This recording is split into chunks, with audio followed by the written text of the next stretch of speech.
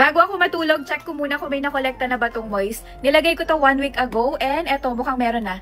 Ayan, eto na yung mga nakolekta ng excess moist dito sa loob ng kwarto. Hindi naman masyadong maulan ngayon pero naglagay ako sa kwarto, lalo na madalas naka-on yung AC. Ayan, so importante to para hindi malagkit yung feeling sa loob ng kwarto, hindi amoy kulob. Tsaka iwas amag din to mga sis. Ayan, kaya kung problema nyo yung amoy kulob, amoy amag, try nyo gumamit nito. Ayan, mas effective to sa mga enclosed spaces or mga small spaces. 2 piraso na yung matatanggap nyo, naka buy one take one siya. Ayan, check nyo na lang sa yellow basket mga mihag.